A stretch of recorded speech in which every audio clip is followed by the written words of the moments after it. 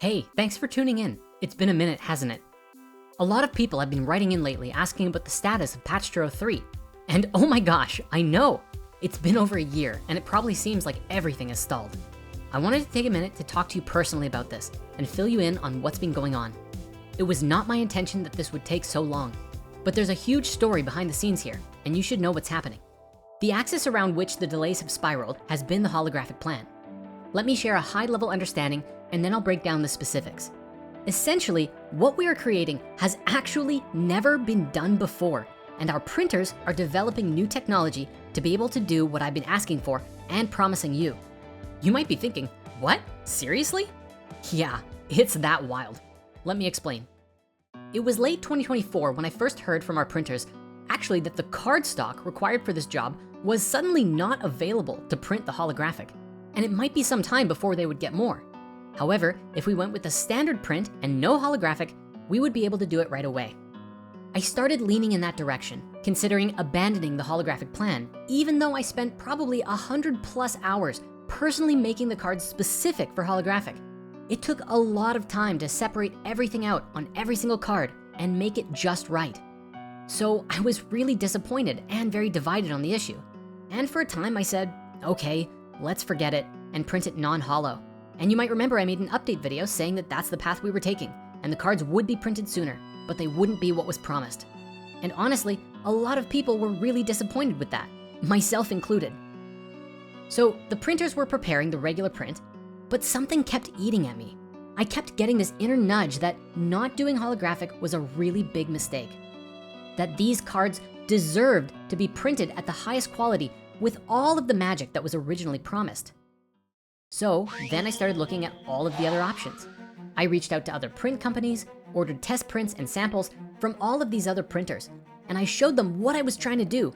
However, over and over, what I was told was, what you want has never been done before, and they basically told me, it actually cannot be done at all. It can't be done. Not it shouldn't be done, it can't be done. Yeah, seriously. And that I should just print it regular or go through another major revision on all of the cards and make it in a way that it could be done. You see, for as long as holographic cards have been made, usually the end result is that you've got one part of the card printed normally and then the other part looking 100% holographic. But with patch 3, I designed these cards in such a way that the entire image is printed, but certain sections of the cards have various levels of opacity reflecting through holographic foil. Part of the reason this was never done before was normally the artist of the cards are not as involved with the printing process, or as mentioned, because the technology simply wasn't there, so the cards were designed differently from the start. But because of the way that I made them, I was able to be very specific about the opacity on the various layers, able to export them very uniquely for this special production. Though it still took an insane amount of time, masking everything, and I had to do another round of that in Photoshop a second time. It's a whole thing, and please don't worry about it. But so, after probably a month or two of going back and forth with the other printers and becoming disheartened that I could probably not print them the way that I wanted to, I was about to pull the plug on everything, and then a miracle happened. My original print company wrote to me and said, hey, guess what? The cardstock that you needed came in, and not only that, but we are figuring out and developing the means to produce the holographic exactly the way that you want it. They told me that there are some new innovations being done to make this happen, and that if I wanted to move forward, I could. I was overjoyed, and I said, yes, absolutely, let's do it. And so since then, it's been a bit of a slow process, but every couple of weeks or every month, I'll get an update. Things are moving forward, and they right now have 2 different methods of doing the holographic. And soon they're going to be producing samples of each of them and sending them to me so that I can review and see which one is more ideal. If any changes to holo transparencies have to happen, I will have to take a little bit of time to make the updates and submit them, and then everything will be printed. I am really holding out that it's going to be perfect and we can have these cards printed and shipped by the end of the year. That will be a dream come true, honestly, but it really depends on the printer's technology and the innovations behind the scenes. There's a lot of factors here, and I don't really know all of the specifics and the details about what's going on. I understand that the wait has, for at least some, been excruciating, or at the very least, annoying. And I'm really, really sorry about it.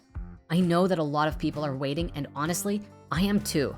But at this point, I think all we can do is practice patience, pray, and trust that the whole thing is going to come together perfectly and exactly as planned. But there's a few more things that I'd love to share with you now. Really quick, there was one time when we were getting a bunch of emails about this, asking what was causing the delays and the holdup.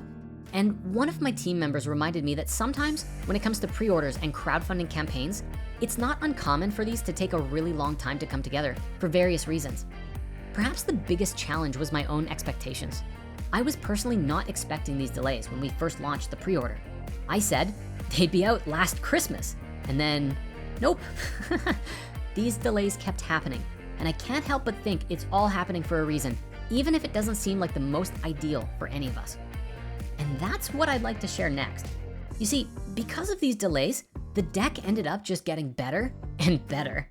While waiting and going through this process, every so often I would receive a flash of inspiration and make some changes or tweaks to the cards, and I think you're gonna love what has come through.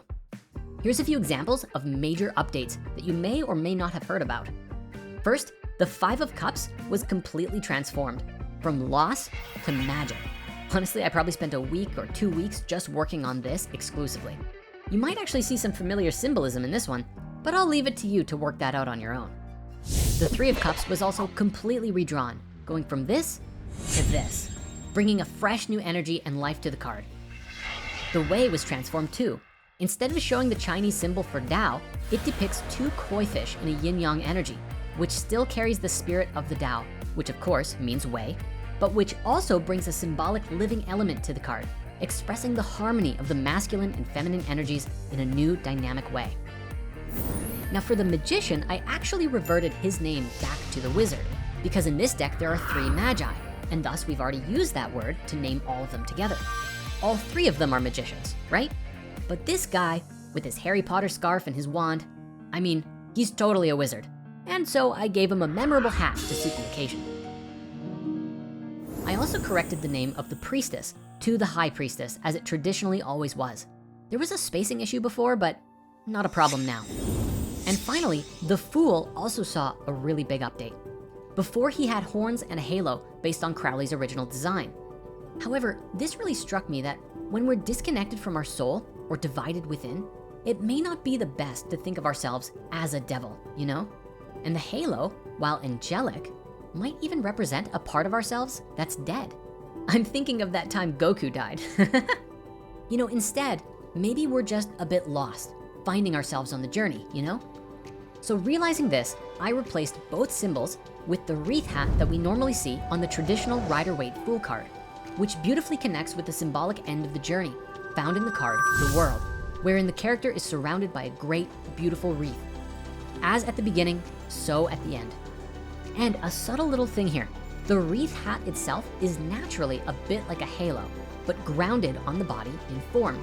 And so I also added a few leaves on each side that kind of have devil-like horns. Maybe when we're lost or in our fool state, not knowing who we are, some of our inner demons might act through us, right? But that doesn't mean we ourselves are evil. This shift actually keeps the principal ideas of the old design, but expressed in a new way. I mean, let's face it, this old fool, he was just way too horny.